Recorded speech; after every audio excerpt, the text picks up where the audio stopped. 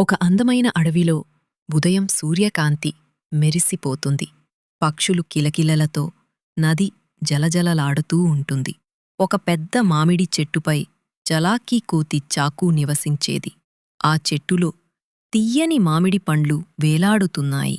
కోతి పాట పాడుతూ, మామిడి తిను, తీపి తిను, నేను మామిడి రాజా అని సరదాగా నవ్వుతుంది.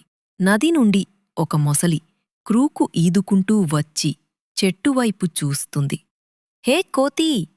ఆ మామిడి పండ్లు ఎంత రుచిగా కనిపిస్తున్నాయో! కోతి చాకు అంది.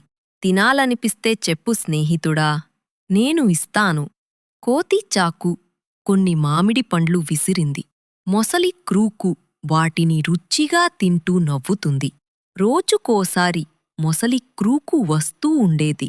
వాళ్ళు మాట్లాడుకుంటూ నవ్వుకుంటూ స్నేహితులయ్యారు. కోతి చాకు ప్రతిరోజూ పండ్లు పంచుతూ అంటుంది, స్నేహం అంటే పంచుకోవడమే కదా. ఒకరోజు మొసలి క్రూకు ఇంటికి చేరి తన భార్య క్రూకీకు కోతిచాకు గురించి చెబుతుంది. ఆ కోతిచాకు మామిడి తింటుంది కదా, అయితే దాని గుండె ఎంత తియ్యగా ఉంటుందో ఊహించు. మొసలి క్రూకు గందరగోళం పడుతుంది. ఇది సరైనదా అని అనుకుంటుంది కాని చివరికి భార్య క్రూకీ మాట వింటుంది. క్రూకు వచ్చి చాకుతో అంటుంది, చాకు, నా భార్య నిన్ను కలవాలనుకుంటోంది. నా వెన్నుపైన ఎక్కి నది దాటుదాం. వావ్! మీ ఇంటిని చూడటానికి ఆసక్తిగా ఉన్నాను అని చాకు చెబుతూ ఎక్కుతుంది. క్రూకు నెమ్మదిగా ఈదుతూ నది మధ్యకు చేరుతుంది. కోతి దృశ్యాలను చూసి ఆనందిస్తోంది. చాకూ, నిజం చెప్పాలి, నా భార్య క్రూకి నీ గుండె తినాలని కోరింది. ఏమిటి? చాకు ఆలోచించింది. చాకు నవ్వుతూ అంది, అయ్యో, ముందే చెప్పాలి కదా. నా గుండె చెట్టుపైనే వదిలేశాను.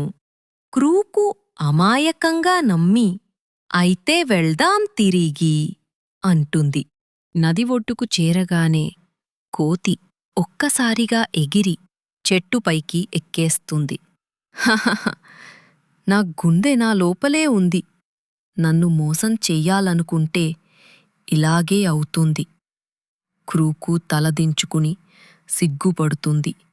తన తప్పు గ్రహిస్తుంది. క్రూకు భార్య క్రూకీ కోప్పడుతుంది.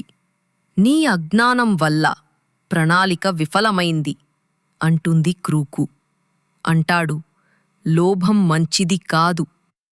అడవి మళ్ళీ ప్రశాంతంగా మారింది.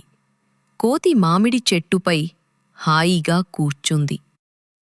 స్నేహం అంటే నమ్మకం, కాని నమ్మే ముందు ఆలోచించాలి. నీతి: లోభం స్నేహాన్ని చెడగొడుతుంది. తెలివిగా ఆలోచిస్తే ప్రమాదం తప్పుతుంది. చూసారా పిల్లలు, చాకు ఎంత తెలివిగా అపాయం తప్పించుకుందో?